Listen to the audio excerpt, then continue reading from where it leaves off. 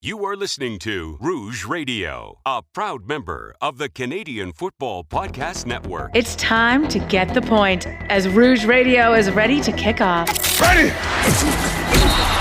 The best football talk with the best in the business. So what is the cost? You have 2 first-round picks this year because the Argos are dumb enough to trade for Drew Willie. A few rookies. We go directly to the on-field product. We welcome to the show the 20th overall pick in this past Sunday's CFL draft, DeAndre Wright of the Alouettes. DeAndre, welcome to the show. Thank you, guys. Thank you for having me. And the occasional Hall of Famer. Please welcome Doug Brown, who is one of the members of the current class of 2016 in the CFL Hall of Fame. Doug, thanks for joining us today. Oh, thank you guys for the kind words and for having me on the program. Rouge Radio is on the air. Here's your hosts, Robert Dalton and Tony Allen. Welcome back to another edition of the Rouge Radio podcast, powered by the Canadian Football Podcast Network. This is episode 551. My name is Irv. I am the booth announcer for the Rouge Radio podcast. I tell you how to contact Tony and Dalton. You can email them at thenewrouge@gmail.com. You can access them through social media at Rouge Radio, Tony at Tony Rouge, and Dalton at Rouge Dalton. And now it is my esteemed pleasure to introduce the hosts of the Rouge Radio podcast, Rob Dalton and Tony Allen. Gentlemen. Well, thank you. Irv, I think you forgot to mention our sponsors. All right. Oh, yeah, that's right. The Rouge Radio podcast is sponsored by the good people over at Manscaped. Tell them that the boys from Rouge Radio sent you by entering Rouge and as a promo code, and you get to save 20% off your entire order as well as free worldwide shipping. Go to Manscaped. Your balls will thank you. Well, thank you. I think Irv earned his money this week. Hey, we got a big show. First off, let's hey, it's been a week. I don't think anything big happened in the CFL this week, but first, I forgot to bring. Is it the Sandman Hotel? Sandman Hotel. Yeah. I forgot to get my Metallica lined up. Because I think I just found that out right now as soon as we get on the air, where you are. I know you're on the air or on the road, but I didn't know where exactly. So close to Medicine Hat, but not. No, Red Deer. Yeah. Well, Central I know Alberta. Well, how far is it from Medicine Hat for anybody? 4.5 hour drive. Is it really that? Yeah. Oh, 4.5. I need to brush up on my geography, my Calgary. Or my Alberta geography. I don't know my Manitoba geography, so... Well, not a lot of people do. They're like, Winnipeg. I know where that is. Who cares about everything else? No. Hey, we got a break. I know Brandon because of the Wheat Kings, and that's pretty much where it ends. Yeah, and there's a nice little city. Polar bears. There's a nice little city in between Brandon and Winnipeg called Portage La Prairie. Nice hello to our listeners, because I know that we have some listeners in Portage. And about 8 hours north of Winnipeg, my old stomping grounds in Thompson, nice little city up north, where Daltz was born. I love maple. I love brown sugar and maple portage for breakfast. Yeah. Portage. Dun, dun, dun. That take a second to figure out. Yeah. Hey, we were all set, at least for me, to have a very quick show this week, as we were all just going to preview the Hamilton Tiger Cats, talk about their new offensive line, their new weapons, the weapons they lost.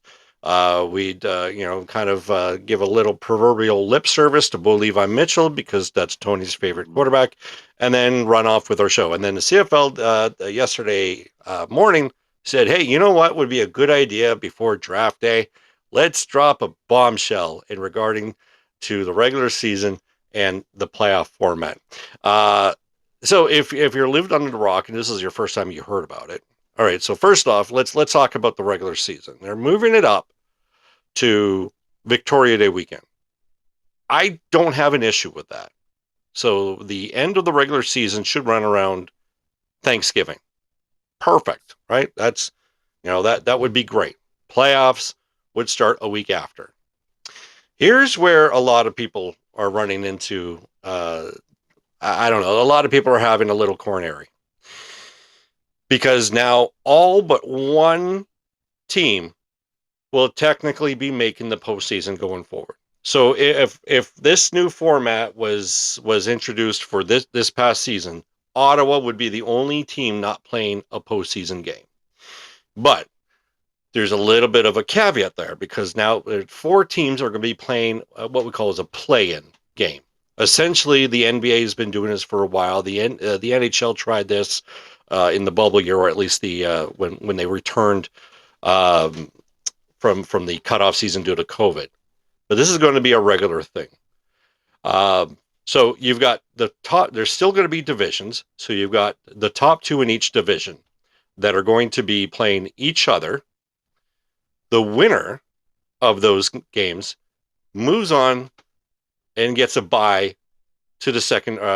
They move to the third round. The loser gets to play the winner of the play-in round. So if you are a huge fan of curling, you will love this because this is essentially curling exactly like the page system that they have.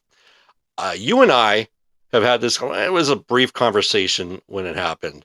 You're anti this. I don't know if you're anti this particular move, but you are anti Stuart Johnson. I guess the most that I can ever imagine you being anti someone who's not a Saskatchewan Roughrider fan. And I love this take because this is probably the first time where you and I are not going to 100%, maybe even not even 60% agree on something. So I'll let you start on your side why you feel the way that you do. And here's the thing: I know you were joking too about having one of my old school rants, and it'll be difficult to ever get back to that rant because I'm in a hotel and I can't just absolutely lose it like I used to lose it. Like I would scream, lose it, right? But that was the pre-mental ill Tony that wasn't medicated for that, and he could go off the handle. So I try to be more composed, and as I hit my 50th year, I think I've just gotten a little softer. Now, with those jokes aside, it doesn't mean I'm not any less outraged. I could maybe hopefully choose my words better and be a little bit more poetic instead of just being angry ranting about it. But I think this is it's so idiotic. And if you ask me anything about the specific changes I don't like, I don't even know what they are, and I don't care. And learning them is pointless. I don't care I didn't know when the new regular season. I just saw the changes. I didn't know that Victoria Days weekend. I didn't know regular season. Until you just told me. Whatever the playoff is, I don't care because what they are doing to the Canadian Football League has to be the most short-sighted, irresponsible, borderline clueless thing you could be doing to this league right now. And again, once you explained the new playoff system, I'll bring it back around to my first point. The reason why I don't care, and it doesn't matter that they're doing this, is because last year, this commissioner dropped the bomb on changes that reshape this game. You change the size of our field after over 100 years. You're moving our goalposts. You're getting rid of the Rouge, essentially. You have done astronomical changes to this league 1 year ago. And before even one of those is even tested, before we even get to see what one game under these new rules are, you then run out and decide, you know what, we're going to blow up the playoffs and the regular season on top of it. You didn't even take a moment. We didn't even get to see the first implementation of reshaping of this league less than a year ago. And then you change it again with astronomical changes to the regular season, to the playoffs. So asking me about what I think about the new changes, I don't care. You haven't even given me a chance to digest the new changes because we haven't even lived in a single day under this new stuff. And then you change everything again. This is just, it's insane. It's just insane. For the first time in my life, I'm not excited for a CFL season to start. Oh, wow. Because I don't know where this league is going. Under this commissioner, everything is changed. Everything from top to bottom. You've turned this league on its head. From this day forward, no matter what happens, the Canadian Football League will never be what it was again. It's over. The league I grew up with and you grew up with and my father grew up with, my grand, that league is now gone. And even if you scrap all of these new rules, we'll never get it back. You can go back to a 55-yard line. You can re-image the Rouge, but it doesn't matter. The Canadian Football League, I've known my whole life, is gone. I don't know what this league is. And at the rate you're changing things and manipulating things and erasing things from what's made us the Canadian Football League for 100 years, and then you drop this bombshell, we're barely digesting the news of the changes you're going to make. We haven't even seen one. There isn't even a day one. And then you reinvent the wheel again. We didn't even get to see the first installment of the wheel. We're like, this league is going to die. This Stuart Johnston is going to do the one thing that world wars couldn't do, that COVID couldn't do, that a player strike couldn't do, that Arash Madani couldn't do. He is going to kill the Canadian Football League. I'm sorry, Arash Madani is catching strays. But he is going to kill the Canadian Football League. And even if it doesn't die outright, we are never going to see the Canadian Football League again. It is gone. It was enough when you mess with the fields and the goalposts and the Rouge, but they're so. This is gonna be a weird movie to quote, for as powerful as I'm trying to be, but I feel it fits so true to what Stuart Johnston is doing. Is we are so Ian Malcolm, a character played by Jeff Goldblum in Jurassic Park. Yeah. We are so preoccupied with whether or not we haven't stopped to think whether or not we should. And these changes, it's too much. It's too soon. You don't even know what the consequences of your actions are yet. Mm-hmm. And then you're doing more of it. You got rid of the Rouge because it was one of the things that was supposedly our biggest embarrassment, our biggest weakness. You didn't want people to look at the Rouge and be embarrassed by our league. But then you recreate the playoffs, and now you've just shone a light on the second biggest weakness that this league has, is that we only have 9 teams.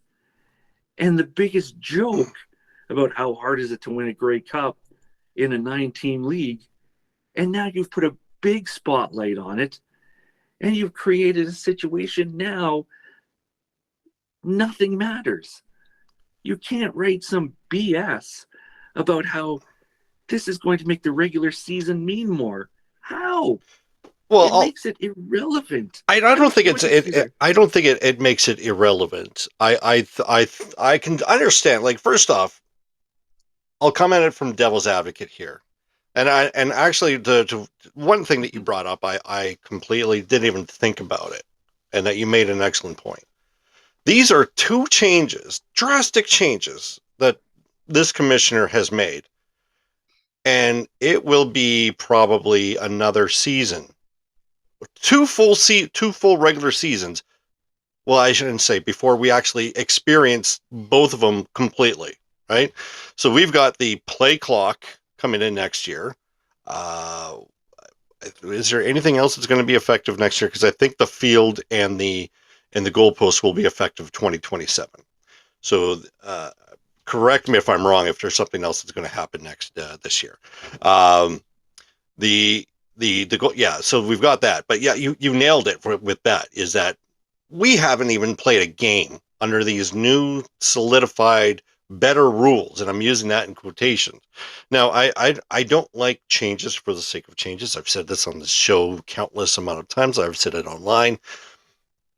And while I am taking a wait and see approach, this definitely seems like a change for the sake of changing.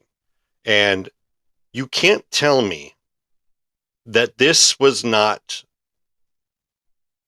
colluded with the idea of let's make a lot more money. Because if you've got the top two teams of each division, those are guaranteed 2 playoff games that those teams are playing. And at most, one team is going to be playing at least one playoff game, and at most 2 playoff games at home. That's revenue. That's what we all want. That's what we want this league to do. Is it the best idea? Maybe not, right? Is it creative? Is it out of the box or outside of the box thinking? Yes. We like countless, and here's the problem that I have, and is that many people are saying, well, we should just scrap one division. We have teams winning the East with an 8-10 record. We should just scrap divisions. And although I'm not against that, this is essentially doing this. You're still having a divisional schedule. You still get like priority for finishing first and second. Everything after that is just you just got to fight for that one game. If there's out of all this and last year's announcement, if there's one really critique that I have over Stuart Johnson, and if you're listening, you come from Bell Media, you need to work on your messaging. Because I don't know who it was online, and I apologize. I don't mean to take credit for something that you came out with. And if you're watching this, let me know. But he said that all of this anger, maybe not 100% gone away, but if you flat out said 4 teams make the playoffs, another 4 teams will vie for the rest of the 2. Okay, maybe it's a little bit of window dressing, but we'd accept that. No, it was flat out 8 teams make the playoffs. 1 team is getting the Phil Kessel treatment. Okay, that was my interpretation on that, the Phil Kessel treatment. Last year, when he made these changes, everybody kept on asking him, okay, what's next? And are you going to Americanize the game? And it took him about maybe a month after that before he faced the media and he vehemently said, this is not an intention to Americanize the game. I tell you what, if you actually said that from the get-go, I don't think a lot of people are actually going to be, fuming at the mouth, right? I don't. This guy's got to work on his his verbiage, his explanations, and I think you are a voice of the 9 board of governors in the CFL. You are essentially doing what they are telling them to do. The least you could do is explain it better, because I guarantee you, because you can't do that, people are going to misread a lot of things and they're going to have a lot of pitchforks. And there's a lot of pitchforks in Saskatchewan, let me tell you that. I don't want to get too much off a tangent on that one because we do have to preview a team. But I'm interested in how this goes about and to see how this differentiates. At the end of the day, we are having 4 more playoff games, which is added revenue. This is something that the league needed. Again, I go back to my first point. Is this the best solution? Probably not. Is this the most creative one? I'll give him an A+ for at least trying for this one. You're not changing the game. You're just adding 4 games, like four more games to a postseason. And then to me, that's what I'm looking at it. And I know I come off like at my age, I'm like the okay boomer. Everything the CFL does is perfect. And we've been on this show and we've both said that the CFL lacks marketing strategies. It lacks a lot of common sense sometimes. And like I said, this may not be the best, but we can't fault them for trying something. And at the end of the day, it probably will end up with more money in the pockets of the owners, and that's what we've always wanted. And the thing is, how are you going to draw people to 4 football games in a league you've done nothing to generate interest in? That's a fair part. You've been sweeping changes to the part of the game. You haven't even proven that these changes are going to equal fans. And now you've added 4 games. Congratulations, you came up with revenue for the league that you have done nothing to prove with no ideas, no strategy, no announcements, nothing that would actually drive people to football games. I don't know if the CFL, I have no hope that the CFL will survive Stuart Johnston. If the league continues, it's not going to be the CFL anymore. It's going to be something else. And trust me, this is not old man young. I was very vocal in the first changes. I did my best to be positive and be the CFL team player. But it bothered me. And I said on this podcast, these changes don't affect me because I'll always be here. I don't know how much longer I can be looking forward to this league if this is what it's going to be. Year after year of nonsensical, outrageous, desperate attempts to create revenue for a league you've done nothing to push excitement for, just changes. None of your announcements have ever been about adding to the game, making something more for the fans, giving something to fans. It's been to change it. And that's it. With no proof of it happening, most of your reasoning contradicts what people, fans, players themselves have said they've wanted. And you don't even seek input from players. I don't know under this guy, if there's a league still around in 5 years, I don't know if I'll be around watching it still. And that breaks my heart to say that. Yeah, I will say, I know, like, I get that sentiment, and I get the ire towards Stuart Johnson, but we need to not think clearly, but we need to think that the commissioner, and I say this because we all fell in love with Mark Cohen, but at the end of the day, the commissioner is just a figurehead for the 9 board of governors, right? That, like, this isn't a Stuart Johnson came in with this idea. He might have, like, this might have been his idea, but this Stuart Johnson didn't come in and then bully 9 people to get his way. This was at the very most Stuart Johnson coming in and saying, "Hey, you know what? I think this might be a good idea, and and we'll include increased revenue." 9 owners, 2 of them public. Boom, guaranteed that they signed off on that relatively quick. The moment that they heard there was more money involved, boom, they definitely signed off on that. Same thing with the rules last year.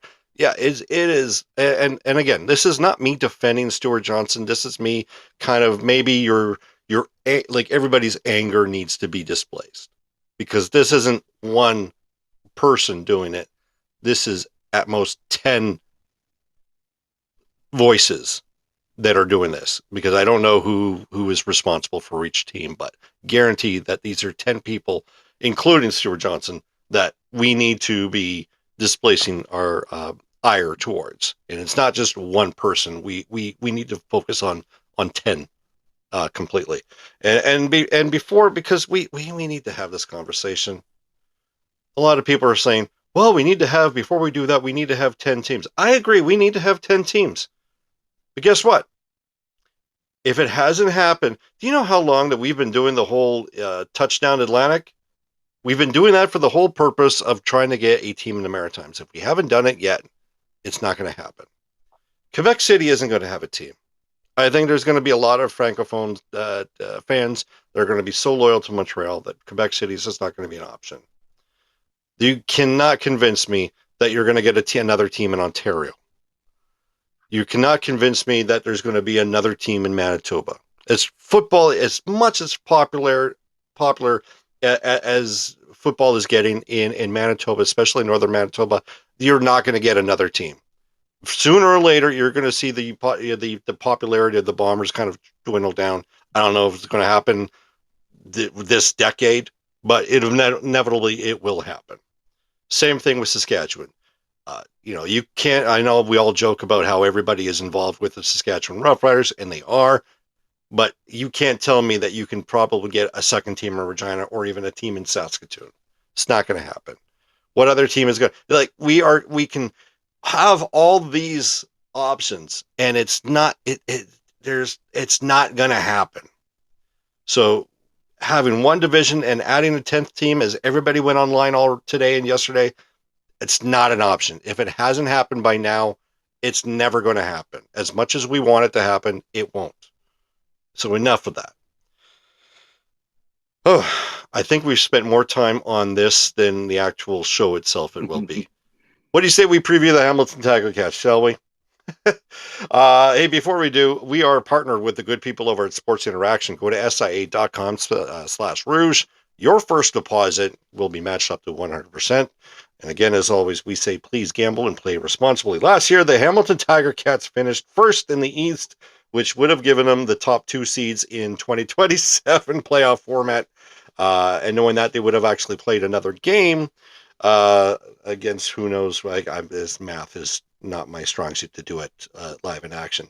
11-7, 525 points for, 496 points against, 5-4 at home, and 6-3 on the road. Gone is Tim White, Jonathan Moxey, as well as the entire offensive line, namely Colton Woodmansey, as well as Brendan Bordner, as well as Brendan O'Leary Orange. Key significant additions: Wynton McManus, Trey Ford, Carrick Weedfall, and Tyson Middlemost, as well as Eric Lofton and Chris Kolinkowski, arriving straight from Winnipeg. I like the moves, but before we get into my prediction, Tony, your thoughts on the Hamilton Tiger Cats in 2026? Boy, what do you say about the Hamilton Tiger Cats and their off-season moves? Because they've done everything. They've sat pat, they've lost everyone, and they've gone out and bought everyone. And they still haven't won a Grey Cup since 1999. Like, what do you do? I love their additions. We've been saying that for 23 years. Love the additions. This is going to be the one that puts it around the season.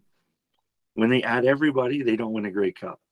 When they stand pat and let a team develop, they don't win a Grey Cup. And then obviously when they don't have a team, they don't win a Grey Cup. The years that they're favorites, they don't win a Grey Cup. Like, maybe I'm just letting my emotions from the original conversation leak over, and now unfortunately the poor Tiger Cats fans have to hear it. But I mean, what do you do? They've got another team this year. Good job. You've had teams better than this one that have gone to the Grey Cup and not won it. You've had teams that were worse than this and gone to a Grey Cup, and I don't know. Like, I really don't know what to do with the Hamilton Tiger Cats, because I mean, they got great additions and they don't win the Grey Cup.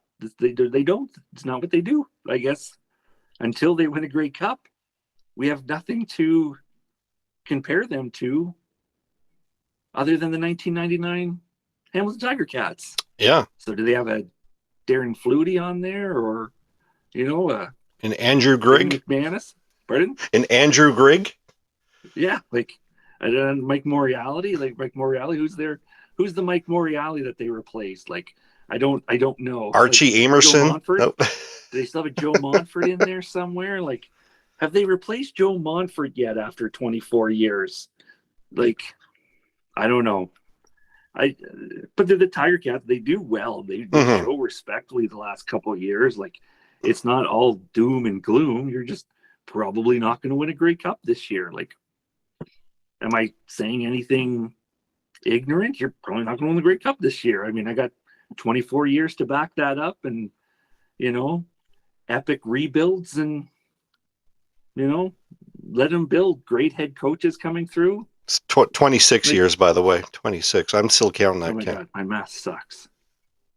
Anyways, oh my God, it's worse. I have a wedding anniversary coming up next week. And I better make sure the cake's is written right with the right year on it, or it'd be my last anniversary. But no, I mean, they'll probably be a good team. I mean, if they've lost their whole offensive line, that's going to hurt Bo Levi Mitchell the most, because even in his prime, he couldn't scramble. Like, that was my favorite joke, even when Bo Levi Mitchell was a Calgary Stampeder. If he ran a first down on you, like, how embarrassing is that you let Bo Levi Mitchell run for a first down on you? Like, that's horrible. But I mean, they're a 500 club at the worst, I think. And anything after that is just bonus for Tiger Cats fans. I hope you win a Grey Cup. I cheered for them for myself. Like, I'm a recovering Tiger Cats fan myself, except I wasn't as strong as you guys are. I moved to, marrying a Stampeders fan didn't help my cause either. And having Stamp season tickets for 17 years, that kind of influences your decision. But you did Tiger Cats fans that made it. You're better people than I am. I didn't hang on. You're better than me. But I think you got a 900 or 500 club there easily, and you might sneak in some bonus wins too on a rainy day. We'll see what happens. So, although good luck. I don't think you're gonna win the Grey Cup. I don't think you're a Grey Cup contender, but that doesn't mean I'm saying it's impossible for you to win the Grey Cup. I don't see it, but hey, after this long, it's eventually got to happen. Right? Well, you would think so. One of these things I wanted to do before here is, like, are they even past the Riders drought and the Bombers drought? Like, well, no, they're not past the Bombers went 29 years. Okay. Put up a good fight. The Riders. What was that? 89 to what? 2007? Well, 89 to 2007, right? So that's 18 years. Wait. No, we blew past that. Yeah, but maybe they're 89 to when they won it in the 60s. That would be the closest. Maybe. Now, the modern time that you and I would remember, if we have older listeners, good for them. But I remember we used to think that was absolutely abysmal. Like the epitome of misery was the Riders Grey Cup drought, and hell, friggin' the Tiger Cats blew that past that like they were at ludicrous speed. We're nice Spaceballs reference with the movie coming up. Yeah. We're Lonestar in hyperspace, and we're the Riders in hyperspace with Lonestar in Winnebago, and the Tiger Cats just blew by us at ludicrous speed. They are in plaid. They've hit plaid.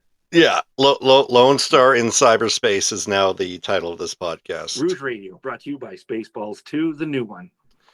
Oh. Only in theaters. No, I'm just joking. I wish we had that kind of sponsorship deal. Oh, yeah, that's right. But that's my preview of the Hamilton Tiger Cats. I think you're going to have a fun season. I think you enjoy it. Be great night at the football field. Just...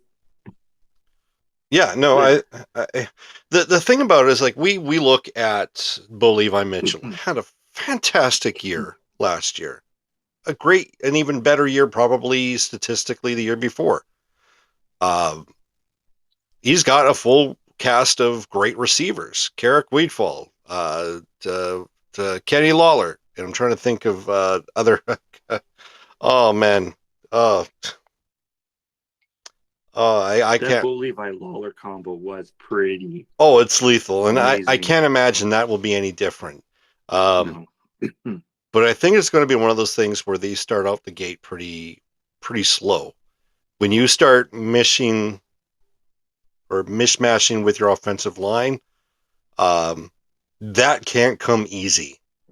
When you need to have that communication, like, they'll be okay, but it's going to start off pretty slow.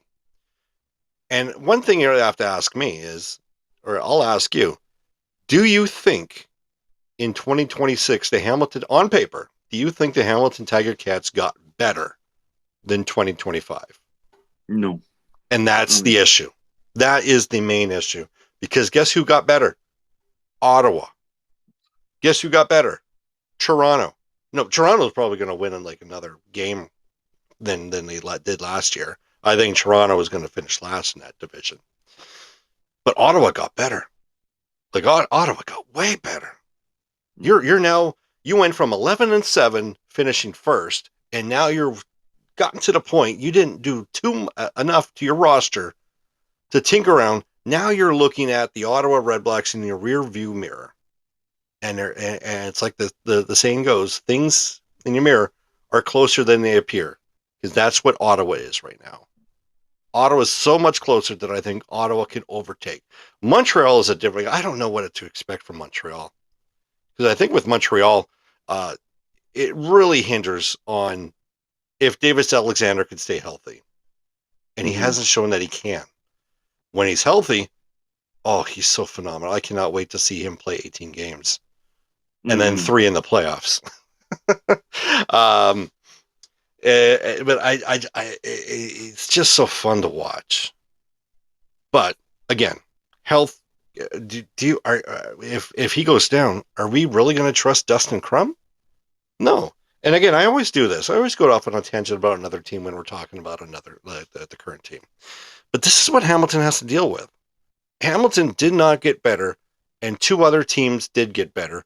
And Montreal, I'm not going to say they're the wild card, but on paper, they're way better than what Hamilton is. And if they can put together a full season where they're all healthy, I know it's asking a lot, but if at least QB1 is healthy, I think Montreal has enough to take over Hamilton, and then Hamilton's really looking in the rearview mirror with Ottawa. And who knows? You know, those Labor Day, those QEW games, those can go either way. I don't think so, but Hamilton's just not much better than Toronto at this point. But you know, any team, any given Sunday, as they always say. I'm with you. I think 500 is probably a more conservative guess. 10-8 at most, but 99 seems to be very logistical, because they did not get better. And I imagine that if they are going to put together string together a few wins in a row, it will be roughly around July or August, because they would have started out of the gate so slow. So I do have this team at 9-9. So it's very similar. Thanks for listening. That'll wrap it up for Find this more week's great shows podcast. like this at Tony, any final CF thoughts Network before on Twitter? we shut it down?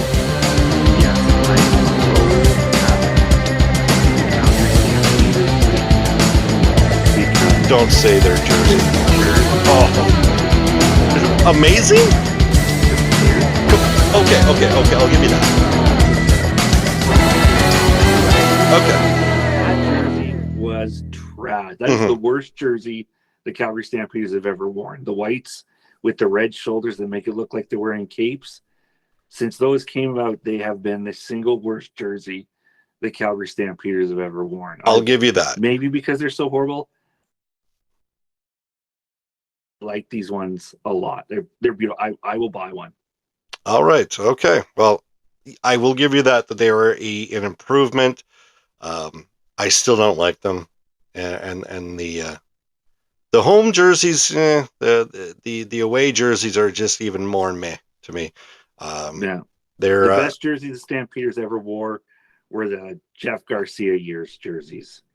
The year the Stamps won the Grey Cup in '98. That it'll be impossible to top that jersey. That is the best Stampeders jersey ever in my book. That seems to be a popular consensus. Speaking of the Calgary Stampeders, we will be focusing on the Calgary Stampeders next week.